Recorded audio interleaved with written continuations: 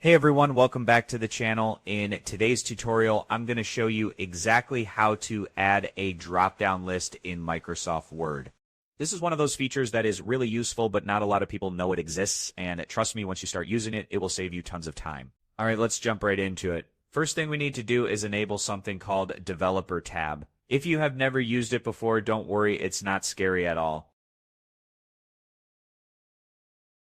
It's just a special menu that gives you access to advanced tools in Word, including our drop-down list.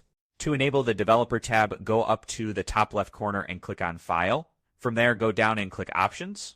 A window will pop up. This is the Word Options window. On the left, click where it says Customize Ribbon. Now on the right-hand side, you will see a bunch of checkboxes. Look for the one that says Developer. Just tick that box, then click OK. You should now see the Developer tab up in your ribbon. Once that's done, click on the Developer tab. You will see a bunch of icons and buttons. What we are looking for is a little icon that looks like a rectangle with some tiny blue lines and a small drop-down arrow. That's the drop-down list content control. Click on it, and just like that, a small gray box appears in your document.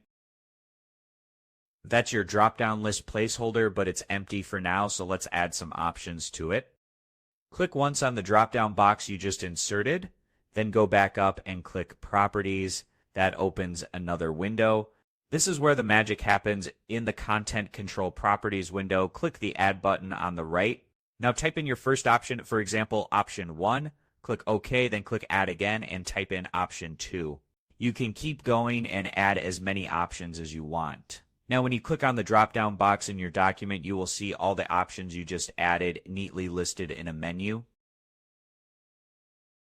You can select any of them, and that's it. Super clean and super professional.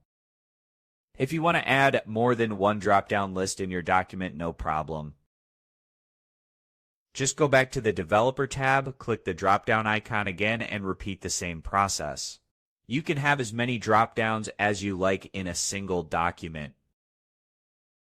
If you want to stop people from editing anything in the document except the drop-downs, you can lock the form. This is especially useful for forms you're sending to clients, students, or coworkers. To do that, click Restrict Editing in the Developer tab. Under Editing Restrictions, check the box that says Allow only this type of editing in the document and choose Filling in Forms from the drop-down menu. Then click the button below that says Yes, Start Enforcing Protection. You can add a password if you want, but you can also just leave it blank and click OK.